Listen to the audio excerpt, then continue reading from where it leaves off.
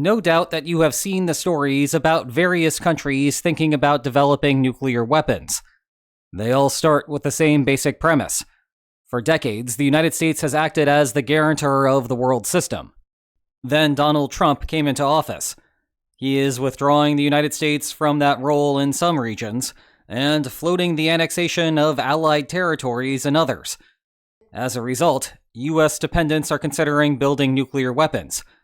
It is a laundry list of polities: Germany, Japan, Poland, South Korea, Taiwan, Australia, plus Ukraine as a means of upholding whatever settlement Russia agrees to, as well as Iran as it continues to rebuild its program following the U.S. strikes last summer. All of this makes you wonder whether we are about to enter a third age of nuclear proliferation, following the original major powers building the bomb, and an expansion to lesser powers in the decades afterward. So, are we? Well, today, let's examine the history of nuclear weapons, and learn how developing them is not nearly as simple as the conventional wisdom makes it out to be, and may be strategically unwise given how alliance systems work. Just to situate ourselves on how much of a problem this is for the world, on one side of Eurasia, we have discussions of a European atomic shield connecting the northern and eastern allies together. And on the opposite side of Eurasia, we have North Korea proactively threatening Japan with consequences if Japan were to start building nuclear weapons. This is a fairly specialized topic. Certain sections of the media space might not cover particular stories, and you may generally struggle to be able to follow the topic. Fortunately, I have the tool that can help you with all of that. Indeed, it is the longest-running sponsor of this channel, Ground News. And today, I want to highlight their For You tab. It helps you stay centered on the issues that you care about the most, like nuclear weapons or understanding what might be happening with a Russia-Ukraine energy infrastructure truce. We'll see how that goes. And by going to ground.news/linesonmaps, or scanning the QR code on your screen, you can take a fantastic 40% off Advantage plan, which gives you access to all of these tools and more. So thanks again to Ground News for their continuing support. Let's rewind a bit to understand where we currently are in nuclear history. Once upon a time, the science behind nuclear weapons was a secret and full of uncertainty. When the United States began the Manhattan Project during World War II, no one was positive that the entire thing would work. There was confidence, of course, that it would produce a functioning bomb, otherwise the White House would not have approved the program's massive budget.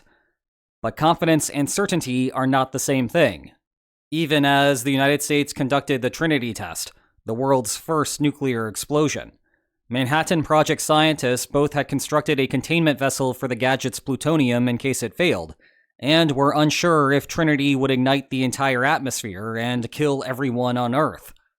Of course, the bomb worked as intended, leading to its offensive use first on Hiroshima and second on Nagasaki, allowing the United States to dictate the end of World War II.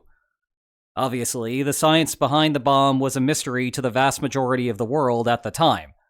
But one overlooked aspect of the Manhattan Project is that constructing nuclear weapons was a massive industrial project. No one had figured out how to be efficient in developing the fuel that goes into a nuclear weapon. Case in point, K-25, one of the 3 sites where the United States progressively enriched the uranium that went into the bomb detonated over Hiroshima. Despite only being the second step, K-25 was the world's largest building at the time of its construction, having more than 5 million square feet of floor space. It needed its own dedicated power plant to operate the uranium enrichment process. It was so big that workers there needed bicycles to travel inside of the building. And thus began what you might call the first wave of nuclear proliferation, when only major powers had the capacity to produce atomic bombs. The United States in 1945, the Soviet Union in 1949, the United Kingdom in 1952, France in 1960, and the People's Republic of China in 1964. From there, the atomic cat was out of the bag. Not only was the science behind nuclear weapons out in the public, the engineering got simpler too. The massive floor space of the K-25 building, at one point necessary for gaseous diffusion of uranium isotopes, became a historical artifact. Gas centrifuges had taken over. They still required a sizable footprint, but the technology was comparatively affordable. Just to underscore the sign of the times, K-25 became obsolete, leading the Department of Energy to demolish it. Knowledge of how to operate reactors without enriched uranium also expanded, allowing countries to develop plutonium-based bombs. Evolutions like these made nuclear weapons an option for a much larger class of countries. Israel, then South Africa, then India, then Pakistan, and then North Korea all acquired the bomb. North Korea was an eye-opener to those outside of the nuclear industry. If a country as poor and technologically backward as North Korea could build nuclear weapons, then most other countries could as well. I mean, they can barely keep the lights on up there. For most, it is no longer a question of can you. It is a question of whether you want to. And that takes us to the current situation involving the Trump administration. Let's go back to the Cold War era. A big reason why all of those potential nuclear countries never became actual nuclear countries was thanks to the security guarantees coming from the United States. You see, countries build nuclear weapons to sway bilateral security relationships with their enemies. But the spread of nuclear weapons imposes bad outcomes on countries disconnected from those bilateral security relationships. These side effects range from the risk of accident to environmental externalities. Thus, for example, the United States did not want South Korea to develop nuclear weapons, even though North Korea would be the one in the crosshairs. So the United States would offer conventional aid or its own nuclear umbrella to convince friends not to go nuclear. The system worked because protege countries believed that the United States would follow through under enough circumstances, that building a native program would not be worth the costs. The alternative would be to risk going it alone and losing existing security concessions, such as the U.S. troops stationed in South Korea. The arrangement was especially effective because having the capacity to produce nuclear weapons was highly correlated with having an existing alliance with the United States. Fast forward a few decades, though, and now you have a Trump administration that is actively pressuring allied countries to spend more on defense. That part is not new, of course. Just about every president since the Cold War began has pressed for the same thing. And even when current Trump administration officials get grilled by Congress, no Democrats object to having U.S. allies spend more. They just raise reservations about how Trump has gone about getting them to do so. Indeed, Trump openly threatens abandonment of those countries if they do not spend more on their militaries. Sometimes he even openly threatens the interests of allied countries themselves. Combine that with how another faction of the Trump coalition interprets America First as the end of U.S. interests in the global security environment, and you start to have some countries float the idea of developing nuclear weapons, or at least a bunch of people outside of government and the nuclear industry writing op-eds to that effect. So are we about to experience a third wave of nuclear proliferation? Maybe. But U.S. security commitments were not the only things keeping countries from developing nuclear weapons before. Yet, if you read some of these op-eds, it would seem like the United States was the only dam holding back a massive flood of nuclear proliferation. So let's take a second to walk through some of the other barriers. The top-line problem is cost. Nuclear weapons are wrapped in a myth that they are cheap, and among all weapons classes, they certainly maximize the power-to-dollar ratio. But these are myths indeed. Despite the science behind the bomb now being openly available on Wikipedia, and despite countries no longer needing to build equivalents of K-25, nuclear weapons are still expensive to produce, and they are even more expensive to maintain and use. Let's start with the production aspect. Yes, if North Korea can go atomic, most of the relevant countries could produce a nuclear weapon if they wanted to. However, actually doing that requires constructing either enrichment or reprocessing facilities, or ENR technology for short. All nuclear weapons either use uranium or plutonium as their fuel. The uranium that comes out of the ground contains less than 1% of the isotope that actually goes boom. Hence the need for that K-25 facility from the Manhattan Project, or the gas centrifuges of today that exploit the slight differences in uranium isotopes and separate out the fuel that you want. Alternatively, you can take naturally occurring uranium, run it through a nuclear reactor designed to handle the unenriched stuff, create plutonium, and then extract it. That is the plutonium reprocessing route. Throughout the nuclear era, this ENR technology has been the barrier to countries building nuclear weapons. It is strictly regulated because you need to do one of those to build a bomb, and it is hard to do either of them in secret. Thus, the countries that will have the easiest time building nuclear weapons in response to the Trump situation are those that have existing ENR facilities. Indeed, some non-weapon states have them, because a civilian nuclear industry benefits from a steady supply of power plant fuel, which is the same as weapons-grade fuel except spun around about half as much. Likewise, reprocessing plants are useful for recovering good nuclear fuel mixed in with unhelpful byproducts. If you want to maximize your power plants and minimize radioactive waste, then you need a reprocessing facility. Looking at the map, 9 countries have ENR facilities but no nuclear weapons: Algeria, Brazil, Egypt, Germany, Iran, Japan, the Netherlands, South Africa, and South Korea. Only 4 of these countries have security relationships with the United States. South Korea does not have the capacity to operate its plant at scale. That does not take South Korea out of the question, nor does it eliminate any other country for that matter. It is just that they would need to spend more time and money to complete a program. In fact, Iran may have spent in the 9 figures on its direct investment in its nuclear infrastructure, still without a nuclear weapon to show for it. And that pales in comparison to the indirect costs that Iran has paid. It turns out that a bunch of countries really do not like the idea of Iran developing nuclear weapons. As a result, they have levied enormous economic sanctions on the country. One of Iran's own diplomats estimated the damage to be $2 trillion. At minimum, China would not be pleased with any of the countries in question developing a nuclear weapon. India is also a likely candidate to raise a fuss. The United States, too. Trump wants allies to spend more on defense, but probably not that way. Do not be surprised if fellow European Union members do not look kindly on the move either. But that is all just the construction phase. What happens afterward is worse. You actually need the capacity to deliver the weapons to make any of this work. Long ago, when Australia was once considering going nuclear, this became the prohibitive problem. Australia's targets are very far away, and so the country would have to develop an entirely second program to find a method to end the tyranny of distance. The gold standard delivery system is submarines. Quiet, maneuverable, and good for guaranteeing a second strike. In fact, the United Kingdom opts for a sub-only approach. One slight detail: it spends $6.5 billion each year to maintain its program, about 10% of its defense spending overall. Over the first half-century or so of the U.S. program, the costs of deploying nuclear weapons were about 8 times as much as what it spent to build them. That cash will not magically appear out of nowhere.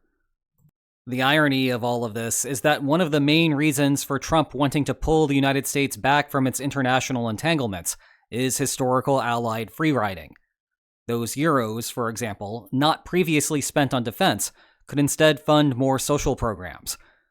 But now that Trump is raising questions about U.S. commitments, suddenly some sections of those governments, emphasis on some, are advocating for nuclear weapons, which would require raising defense spending to incredible levels. You might have heard criticism of NATO Secretary General Mark Rutte's recent claim that Europe would need to raise defense spending to 10% of GDP if it wanted to operate independently of the United States. Well, this is part of the reason why. Europe would have to play catch-up on all of the infrastructure that it has neglected for decades. Cutting social spending is a hard sell to begin with. Cutting social spending to start building nuclear weapons is a step further, as many voters in those countries have specific aversions to the atomic bomb. Japan is the torchbearer of that nuclear taboo, of course, with the scars of Hiroshima and Nagasaki to show for it. Now, it is possible to change the public's mind. Fun fact, Jens Stoltenberg's first foray into politics was in anti-nuclear advocacy. His opinion there would later evolve, paving the way for him to become NATO Secretary General. If we move away from costs, there are a handful of strategic problems here too. One is preventive action, a la the US strikes on Iran. Likewise, Russia or China would not look so kindly at a country trying to develop a nuclear weapon, because the better a country can protect itself with nuclear weapons, the worse its opponent can coerce it. You could imagine that if Russia ever discovered Ukraine constructing an ENR facility, suddenly there would be hundreds or thousands of Shaheds either targeting it directly or the logistics around it. If the counter-operations are successful, then Ukraine will have sunk billions of dollars into a project that ultimately built a hole in the ground. You could also envision China doing something similar to Japan, South Korea, or Taiwan. Russia would be a little more hamstrung taking preventive action against a NATO country because it would trigger Article 5, but it is still something a would-be proliferator has to keep in the back of its mind. Then there is a question of just how much utility nuclear weapons would provide. The taboo against their use makes it difficult to credibly threaten to launch them when core interests are not under threat. Case in point, Ukraine invades Kursk, but Kursk is not Moscow, and thus the country with the world's largest nuclear arsenal chose to defend its soil by conventional means. With Ukraine in particular, there is a false perception that Ukrainian nuclear weapons would magically solve the Russian problem. However, Kyiv is not under threat of invasion, just bombing runs. And we have also seen that mere bombing runs on Moscow are not enough to breach the nuclear threshold. Meanwhile, Kharkiv is a decent distance from the front. And would Ukraine really nuke a Russian city if it meant losing a Ukrainian city? Or 2 Ukrainian cities, given Russia's stockpile advantage? Taiwan, by contrast, would find nuclear weapons more attractive here. It would be hard for the PRC to invade the island without presenting a clear and present threat to the continuity of Taiwan's government. Back in Europe, there is one more wrinkle to keep in mind: NATO's division of labor. One of the main selling points of the alliance is for members to not duplicate effort. Get good in one military industry, and then share the fruits of your labor with everyone. For example, Estonia's mastery of cybersecurity. Well, 2 NATO countries also have nuclear weapons beyond the United States, the United Kingdom and France. It would make far more sense for that pair to expand their arsenals or forward deploy nuclear weapons to the eastern flank before Germany or Poland began their own native programs. Have Germany focus on raw conventional production instead. Rheinmetall makes metal, not nukes. Have Poland focus on frontline defense, because Western European countries literally cannot. And guess what?